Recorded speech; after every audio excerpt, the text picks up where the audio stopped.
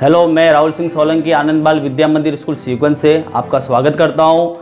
पिछले वीडियो में मैंने आपको सिलेबस के बारे में जानकारी दी थी, डिस्कस किया था हमने, और इस बार मैं आपको बता रहा हूं कि अध्याय 8 जल संसाधन के बारे में डिस्कस करेंगे। तो पृथ्वी के धरातल पर 71% पर जल रहता है और 29% पर स्थल है। जैसे ये पृथ्वी है, ठीक है, ये इसका धरातल जो है पृथ्वी का, ठीक है, यहां पर आपको 71% तो रहेगा जल, जो महासागर, तालाब, समुद्र, और 29% पर है ये स्थल। पृथ्वी पर जल का 97% जो भाग होता है वो है हमारे महासागरों से। कितने प्रतिशत? 97% भाग महासागरों से, और 3% जो जल है वो हमारे उपयोगी जल है। 3% जल उपयोगी, जो हमारे पीने के, कृषि के लिए काम आता है। अब हम बात करते हैं आगे। जैसे मैं बता देता हूं आपको, 69% हिम रूप में, हिम रूप में मतलब बर्फ जो हमारे जमी रहती है उसके रूप में, और 30% भूमिगत। भूमिगत का मतलब होता है भूमि के अंदर जो बरसात होती है, तो जैसे पानी जो बरसता है तो वो भूमि के अंदर रिसने लगता है। और 1% मानव के लिए उपयोगी होता है, पेयजल, सिंचाई और आर्थिक क्रियाओं के लिए। यहां तक तो बिल्कुल ठीक है। आगे ध्यान दीजिए, देश में आजादी के बाद, आजादी के जब हमारा देश आजाद हुआ तो आजादी के बाद पंचवर्षीय योजना, ये चीज को ध्यान रखना जरा, पंचवर्षीय योजना के माध्यम से, पंचवर्षीय योजना का मतलब होता है 5 वर्ष, हर साल 5-5 साल से जो योजना बनती है, पंचवर्षीय योजनाओं के माध्यम से बहुउद्देशीय जल परियोजना, बहुउद्देशीय जल परियोजना आरंभ की गई थी। कौन सी? बहुउद्देशीय जल परियोजना आरंभ की गई थी। अब हम देखते हैं कि बहुउद्देशीय जल परियोजना, ध्यान देना इस चीज पर, बहुउद्देशीय जल परियोजना को आधुनिक भारत का मंदिर, यह क्वेश्चन यहां पर बनता है आपके, आधुनिक भारत का मंदिर किसने कहा? यह बहुत बार क्वेश्चन बोर्ड के एग्जाम आ चुका है। तो वो हमारे भारत के प्रथम प्रधानमंत्री पंडित जवाहरलाल नेहरू ने, कि यह कहा था आधुनिक भारत का मंदिर, किसको? बहुउद्देशीय जल परियोजना को। जो बहुउद्देशीय जल परियोजना बनी, केंद्र सरकार की अलग बनी थी और राज्य सरकार की अलग बनी थी, ठीक है। कुछ केंद्र सरकार और राज्य सरकार की संयुक्त परियोजना भी बनी थी, और कुछ राज्य सरकार के अलग अलग राज्यों से मिलकर भी ये योजना बनी है।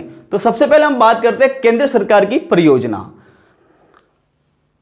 सबसे पहले हम लेंगे भाखरा नागल, जो पंजाब, हिमाचल प्रदेश, राजस्थान और हरियाणा। भाखरा नागल, पंजाब, हिमाचल प्रदेश, राजस्थान और हरियाणा। नेक्स्ट है रिहंद। रिहंद परियोजना जो है यह है हमारे उत्तर प्रदेश में। कहां पर? उत्तर प्रदेश में। उसके बाद हम आगे बात करते हैं दामोदर, दामोदर घाटी परियोजना, ठीक है, यह हमारे हैं बिहार और पश्चिमी बंगाल। फिर आगे बात करते हैं हम कोशी परियोजना की। कोशी परियोजना ये हमारे है बिहार में। और नेक्स्ट हम बात कर रहे हैं हीराकुंड परियोजना, ये हमारे हैं उड़ीसा।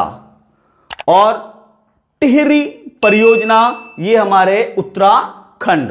तो ये जो परियोजना मैंने आपको अभी बताई, ठीक है, तो इस परियोजना मैंने आपको बताया भी था फर्स्ट वीडियो के अंदर कि भाई इसमें से 1 नंबर का जो क्वेश्चन होता है वो आपके मैप के रूप में आता है। तो इस परियोजना में से कोई भी आपको पूछ लेगा कि भाखरा नागल या दामोदर घाटी, ठीक है, या कोशी या हीराकुंड, आपको उस राज्य का नाम उस मैप के अंदर दर्शाना है।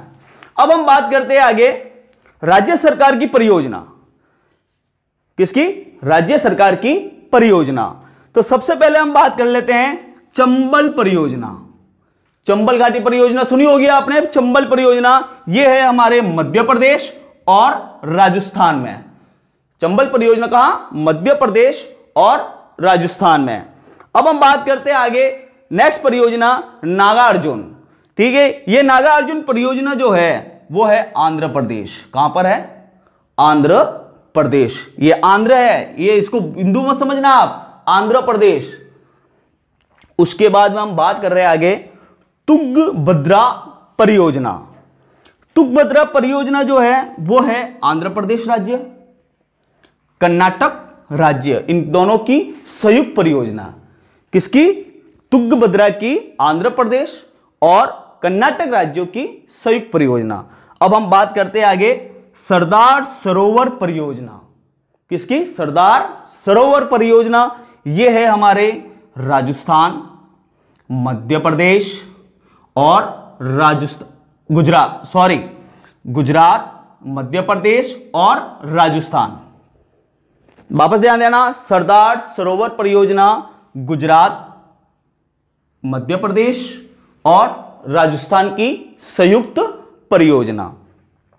आगे चलते हैं हम मयूराक्षी और फरका। मयूराक्षी और फरका परियोजना यह है हमारे पश्चिमी बंगाल। मयूराक्षी, ध्यान देना इस चीज पर, मयूराक्षी और फरका ये अधिकतर पूछी जाती है, ये अधिकतर बोर्ड में पूछे जाते हैं। इस प्रकार के ऐसे क्वेश्चन जो बोर्ड में पूछे जाते हैं, जो बच्चे बहुत से कंफ्यूज हो जाते हैं, फरका परियोजना कहां है या मयूराक्षी, तो ये ध्यान रखना ये दोनों हैं, ये हमारे पश्चिमी बंगाल में। अब हम बात कर रहे हैं माही परियोजना। माही परियोजना ये है आपके गुजरात और राजस्थान, दो राज्य है इसके। फिर आता है गंडक परियोजना। गंडक परियोजना है ये बिहार, ध्यान रखना इस चीज पर, यह चीज आपके लिए इंपॉर्टेंट बन सकती है। गंडक परियोजना, यह गंडक परियोजना बिहार और उत्तर प्रदेश। अब हम बात कर रहे हैं लास्ट परियोजना, वो है मच्छकुंड परियोजना। मच्छकुंड परियोजना आंध्र प्रदेश और उड़ीसा। अभी हमारे बोर्ड के एग्जाम के अंदर, जो अभी बोर्ड का एग्जाम हुआ था 2020 के अंदर, उसके अंदर मानचित्र के अंदर एक प्रश्न पूछा गया था, ये तुंगभद्रा परियोजना। तो ये मैंने आपको बताया था पिछले वीडियो में, इसमें 1 नंबर का मानचित्र का प्रश्न आता है और ये सारी परियोजना मैंने आपको बताई। इसमें एक केंद्र सरकार का भी 2 नंबर का क्वेश्चन आया था बोर्ड के अंदर। तो ये सारी परियोजना मैंने आपको बता दी है अच्छी तरह। अब हम केंद्र सरकार की परियोजना के अंतर्गत भाखरा नागर परियोजना का डिस्कस करेंगे। भाखरा नागर परियोजना सन 1948 में यह प्रारंभ हुई और सन 1963 में यह पूर्ण मतलब कंप्लीट हो गई। यह देश की सबसे बड़ी परियोजना है, देश की सबसे बड़ी परियोजना है। प्रश्न बनता है यहां पर, ध्यान देना आप, जो सतलज नदी, कौन सी नदी है? सतलज नदी पर हिमाचल प्रदेश में बिलासपुर के निकट, कहां पर है ये? सल्तनत नदी पर हिमाचल प्रदेश बिलासपुर के निकट। ये पंजाब, हरियाणा, राजस्थान की संयुक्त परियोजना। किसकी? वापस से नोटिस कर लेना, पंजाब, हरियाणा और राजस्थान की संयुक्त परियोजना। यहां पर एक प्रश्न बनता है आपके कि ये भाखरा नागर परियोजना किसकी संयुक्त परियोजना, किन किन राज्यों की संयुक्त परियोजना है? तो पंजाब, हरियाणा और राजस्थान की संयुक्त परियोजना। इस परियोजना पर 2 बांध बनाए गए हैं, तो ये बता देता हूं मैं आपको। पंजाब अंबाला जिला, पंजाब के अंदर अंबाला जिला है। पहला बांध है भाखरा बांध। कौन सा बांध है पहला? भाखरा बांध। इसकी लंबाई मैं आपको बता रहा हूं, 518.16 मीटर लंबा है। इसकी ऊंचाई है 167.64 मीटर, ये ऊंचा है। अब इसमें एक लीजिए, विश्व का सबसे सीधा खड़ा बांध। यहां पर एक चीज नोटिस करने वाली है, विश्व का सबसे सीधा खड़ा बांध किसको कहा गया है या कौन सा है? तो यह ध्यान रखना, भाखरा नागल को कहा गया विश्व का सबसे सीधा या खड़ा बांध। और सबसे बड़ा बांध भी यही है। प्रश्न यह भी बनता है कि भाई सबसे बड़ा बांध कौन सा है? तो भाखरा नागर। दूसरा पॉइंट है, ये भारत का सबसे बड़ा बांध है। आगे ध्यान दिया, दूसरा जो है नागल, भाखड़ा नागल, दूसरा नागल। अब इन दोनों बांधों के बीच की जो दूरी है, इन दोनों बांधों के बीच की जो दूरी है वो है 14 किलोमीटर। कितने किलोमीटर है? 14 किलोमीटर। अब हम बात कर रहे हैं आगे इनकी सिंचाई नहर, सिंचाई नहर के बारे में। पहला भाखड़ा नहर, दूसरा सरहिंद नहर, तीसरा नागल नहर, चौथा नरवाना नहर, पांचवा बिस्त-2 आप नहर। इसमें नरवाला नहर, यह क्वेश्चन बनता है आपके, ठीक है। और ये सिंचाई के लिए, पेयजल के लिए इनको यूज में किया जाता है। अब हम बात कर रहे हैं आगे नागर विद्युत ग्रह, मतलब बिजली जो बनती है वो 2 जगह से बनती है। एक बनती है कोटला, एक बनती है कोटला और दूसरी बनती है गगवाल। यहां पर हमारे भाखड़ा नागर से बिजली बनती है। अब इसके अंदर मैं 2 क्वेश्चन आपको दे रहा हूं, जो क्वेश्चन निकल रहे हैं आपके। पहला है भाखड़ा नागल परियोजना किन किन राज्यों की संयुक्त परियोजना। ध्यान रखना, भाखड़ा नागर परियोजना किन किन राज्यों की संयुक्त परियोजना है, इसका उत्तर आप मुझे कमेंट बॉक्स में देना। और दूसरा है भाखड़ा नागल परियोजना कौन सी नदी पर है, इसका भी उत्तर आप मुझे कमेंट बॉक्स में देना। अब हम केंद्र सरकार की दूसरी योजना की बात कर रहे हैं, वो है दामोदर घाटी परियोजना। दामोदर घाटी परियोजना आजादी के बाद, जब देश आजाद हो गया, आजादी के बाद प्रथम महत्वपूर्ण परियोजना है। आजादी के बाद में यह प्रथम हमारी भारत की महत्वपूर्ण परियोजना है, जो पश्चिमी बंगाल व झारखंड, पश्चिमी बंगाल झारखंड की संयुक्त परियोजना। किसकी संयुक्त परियोजना है? यह भी प्रश्न बनता है यहां पर कि भाई दामोदर घाटी परियोजना वो किन किन राज्यों की संयुक्त परियोजना है, तो पश्चिमी बंगाल और झारखंड।